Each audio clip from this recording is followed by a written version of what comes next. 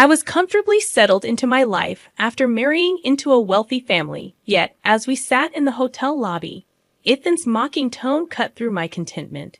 His sharp voice taunted me about my simple lifestyle, while he bragged about his latest conquest, his new wife, the daughter of the president of Silverstone Enterprises. His laughter filled the air, but when he mentioned Silverstone, it caught my attention. I recognized the name but couldn't place it at first. Then it clicked. Ethan continued to gloat, unaware of the humor I found in his boasting. My name is Lisa, and I'm 37, living a peaceful life with my husband Ethan. I work in my family's real estate business, mainly handling administrative tasks, while my father, the president, oversees major strategies. As an only child, I'm expected to eventually lead the company. Despite this looming responsibility, I've managed to maintain a balance between my personal and professional life, especially with Ethan. He only completed high school and works for a moving company, a job I respect. To avoid making him feel inadequate, I rarely mention my university degree or my anticipated future as president of the company. Ethan and I met through a mutual friend during college. After Ethan's company helped my friend move, she introduced us. Initially, Ethan was interested in her. But when she turned him down, we got to know each other. His easygoing nature complemented my meticulousness, and our relationship flourished. We married in our late 20s after a brief courtship. Our marriage had been smooth, supported by the warm acceptance of Ethan's parents, a refreshing contrast to the in-law troubles my friends often faced. Even though Ethan's demanding job often kept him out late, he was committed to our marriage. On his toughest days, he'd express gratitude as I waited up to share dinner with him. I felt fortunate to have such a devoted husband. However, after a year of marriage, things began to change. One night, as we were settling into bed, Ethan suddenly brought up the topic of having children. His tone was filled with irritation, which caught me off guard. I had thought about starting a family too, and although we weren't actively trying, I believed it would happen naturally over time. It's only been a year. There's no rush. I reassured him. I wanted children, but I knew stressing about it wouldn't help. To calm the situation, I tried to be relaxed. But Ethan, more assertive than usual, quoted statistics. You know, there's about a 90% chance of conceiving within a year for couples not using contraception, he said. Not well versed in such specifics, I found that figure surprisingly high. If you're concerned, maybe we should both get tested, I suggested, thinking it was wise to address any potential issues together. However, Ethan's reaction was unexpectedly harsh. What are you implying? That it's my fault? Usually, it's the woman's fault, he retorted, his tone dripping with contempt. It was the first time he had spoken to me like this. I hadn't accused him of anything. I had merely suggested a joint approach to find clarity. Yet Ethan concluded that I was blaming him and added, "It's definitely the woman's fault," as if to underline that I was the problem. I wanted to respond, but I was too shaken, barely managing to reply, "Of course. So just to get tested, I'm too busy with work. I have a job too, you know? You're just coasting along in your dad's company," he snapped. His words stung. I never just coasted. Although my role involved administrative tasks, I was actively learning management skills from my father, preparing to lead the company someday. That night, any attempt at discussion was met with curt replies, and we fell asleep with our backs turned, a heavy air hanging between us. From then on, Ethan's attitude toward me shifted drastically. One evening, after a discussion with my father about the company's future, I returned home to find Ethan irate that dinner wasn't ready. "I'm sorry, I just got home 15 minutes ago. I'll start cooking now. Please wait a little," I explained hurriedly. But Ethan dismissed it.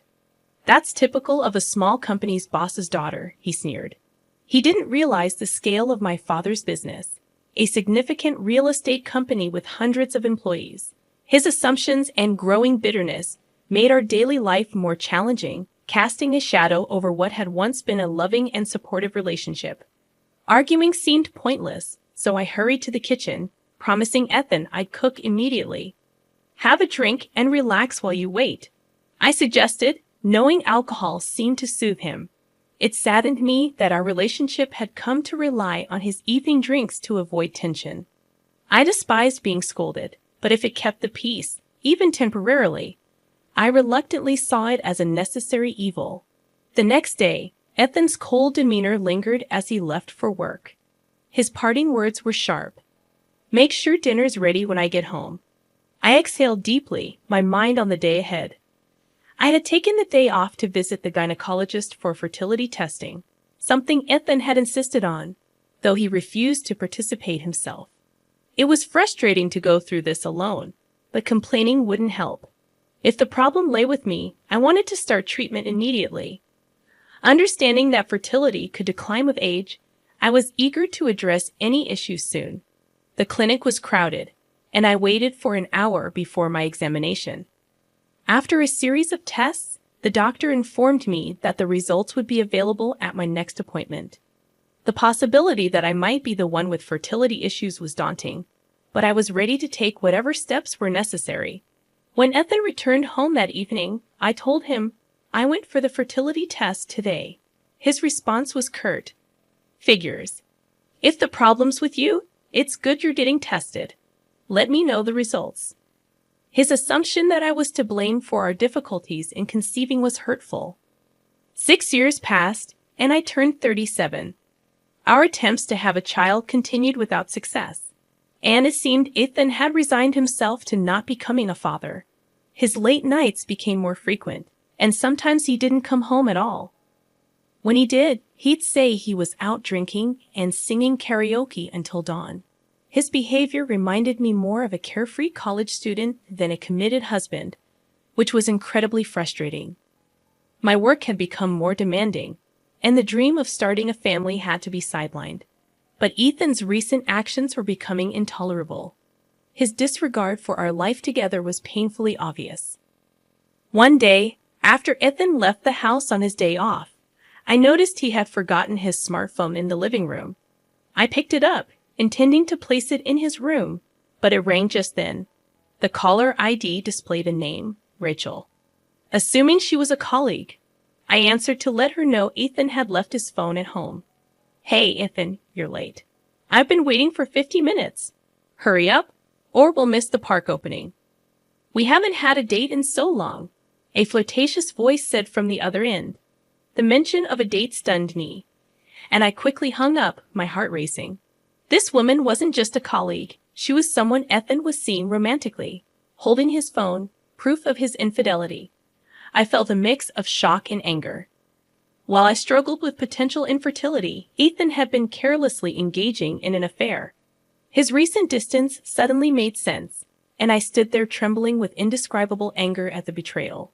Realizing that Ethan no longer needed me in his life was devastating. But discovering his affair made the situation unbearable. Determined to confront the issue head-on, I began gathering evidence of his infidelity. Unlocking his phone using his birth date was effortless. The call history and messages were dominated by exchanges with Rachel, full of affectionate and intimate words that turned my stomach. I meticulously documented everything, taking photos with my phone before returning his device to its usual spot, acting as if nothing had changed. A month passed in this eerie state of our fractured marriage until one day my father, the president of our company, called me into his office. "I have something important to discuss with you," he said solemnly. His grave tone caught me off guard, and I braced myself for serious news, which only compounded the stress I was already feeling. That evening, perhaps sensing the inevitable, Ethan suggested we consider separating. I had already been contemplating how to address divorce, given his infidelity, so his initiation was unexpectedly convenient. "Yes, let's divorce," I agreed quickly. Ethan seemed taken aback by my readiness, possibly hopeful about his future with Rachel. Despite the sting of seeing his relief, I signed the divorce papers he presented. "I can file these tomorrow. I'll be leaving this house," he said nonchalantly. "Are you sure about the mortgage?" I asked casually, suspecting that he hadn't fully considered his financial situation without me. His job was demanding but not lucrative, and I doubted his ability to manage the mortgage payments on his own. Nevertheless, he was confident, or perhaps just naive. Given his betrayal, I felt no obligation to ease his transition. I moved back to my parents' house a few days later. They were initially worried about my well-being, but became furious when I explained Ethan's infidelity. They supported my decision to leave him, reassuring me repeatedly that parting ways was the best course of action. Throwing myself into work, I tried to move past the emotional turmoil of my failed marriage. A year flew by in a blur of commitments and projects. One evening, seeing how engrossed and tired I had become, my father suggested a break. "Why don't you take a trip? It's going to get busy starting next month," he advised, concerned about my well-being. Grateful for the suggestion and feeling mentally exhausted, I decided to take a solo trip to the Northeast, craving a change of scenery and some peace. The air in the Northeast was crisp and refreshing, seeming to cleanse my weary soul. I interacted with locals who were incredibly kind and helpful, gradually mending my spirit. I booked a stay in Los Angeles at a renowned hotel, deciding to indulge in the best experience possible. After checking in, I relaxed in the lobby with a welcome drink, the fatigue from my journey melting away. I felt so at peace that I half-joked about moving to Los Angeles. Just then, a familiar voice pierced through the calm. Hey, what are you doing here?" I turned, startled to find Ethan entering the lobby with 2 large suitcases. The unexpected encounter with my ex-husband was the last thing I anticipated on this healing journey. Surrounded by the elegant charm of the Los Angeles hotel lobby, I felt a sudden jolt of reality as I spotted Ethan entering with a young woman on his arm. She looked to be in her early 20s, with flawless skin, bold makeup, and striking red nails that contrasted sharply against the cool northeastern weather. Her attire was bold too, a short skirt despite the cold. My eyes locked onto them in disbelief. "Why are you here? And who is she?"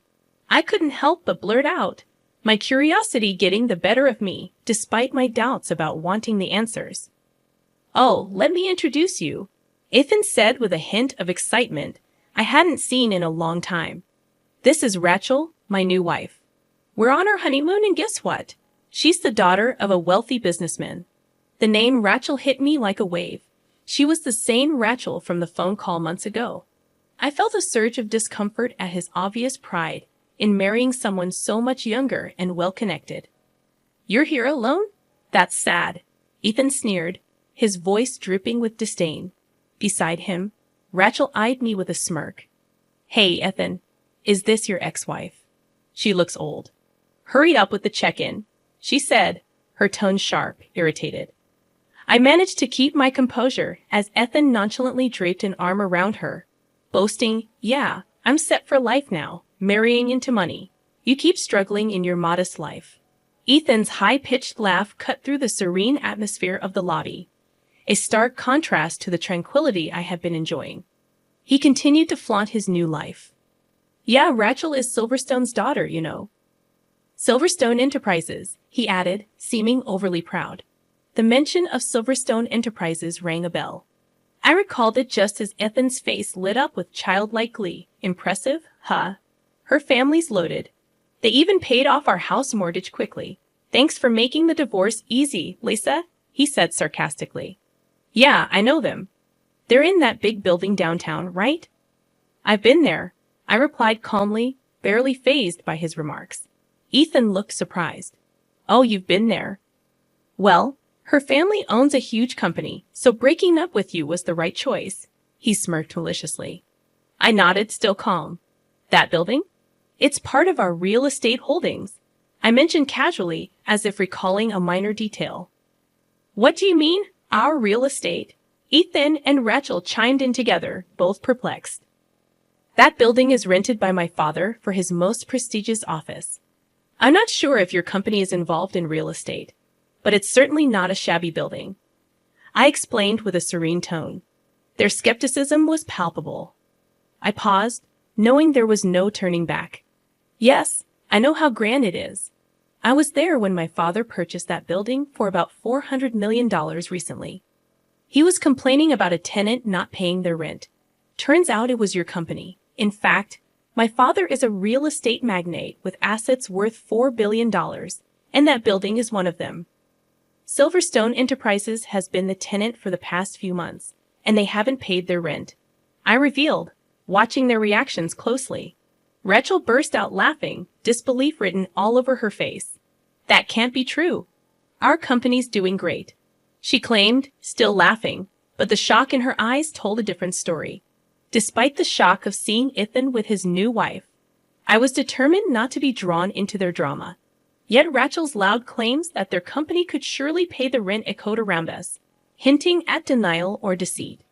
Her tone was dismissive, suggesting I was lying just to create discord between her and Ethan. Realizing a simple conversation wouldn't suffice, I pulled out my smartphone right there in the hotel lobby. I'm here with the daughter of Silverstone Enterprises. I told my dad over the phone. Can you send me a photo of the rent reminder notice? Within moments, my father sent a clear image of the notice addressed to Silverstone Enterprises, showing 4 months of unpaid rent. I showed the image to Ethan and Rachel, doubting they could dismiss it as fake given the immediate proof. See? If you don't pay soon, we might have to consider legal action. What are you going to do? I asked calmly. Rachel's confidence wavered as she mumbled, Come to think of it, Dad has been stressed lately, talking about slow sales and firing a lot of employees. Ethan, however, seemed to spiral into denial, accusing me of fabricating the story to split them up. You're just trying to trick us and tear us apart, aren't you? You're still that kind of person, trying to get back at me for remarrying. Your tactics are dirty, he shouted, causing me to step back, shocked by his loud, accusing voice. His words brought back painful memories of our marriage, of all the harsh things he had said when things got tough between us. But now, standing here, I was no longer the person who took his words silently. What are you even saying, Ethan? Do you really think I still have feelings for you? How foolish. I've long been over a man like you. In fact, I feel sorry for Rachel. Getting caught up with someone like you, I said, my voice steady but firm. Did you marry her just for her money?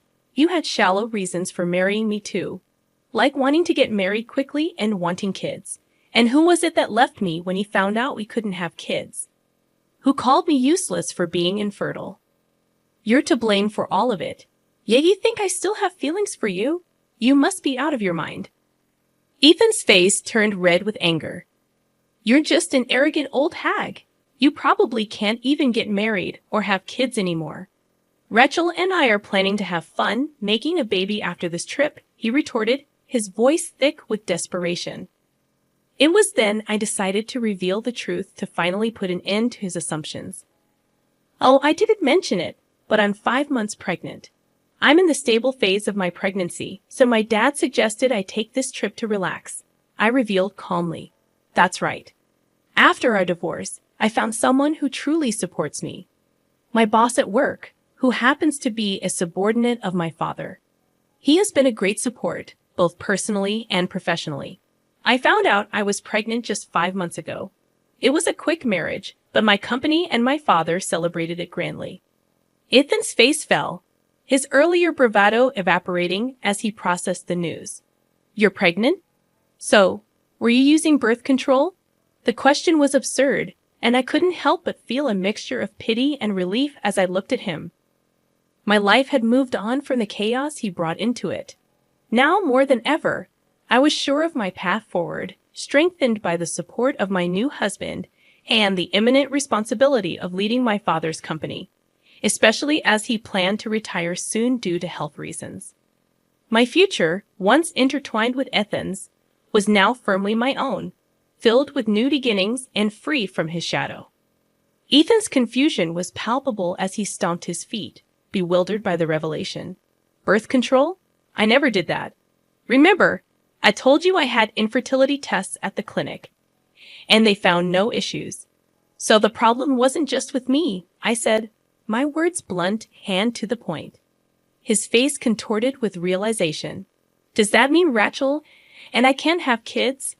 Why did I divorce you to marry Rachel? He muttered to himself, his shoulders slumping in defeat. What do you mean? Why? You felt betrayed knowing you were infertile.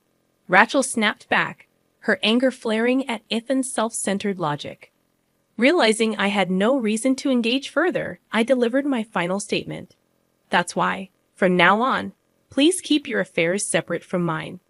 Regarding the rent for Silverstone Enterprises, I expect full payment. If you intend to continue leasing the building, please settle the overdue rent soon. Otherwise, we'll need to pursue legal action. I have nothing more to say to you. Goodbye.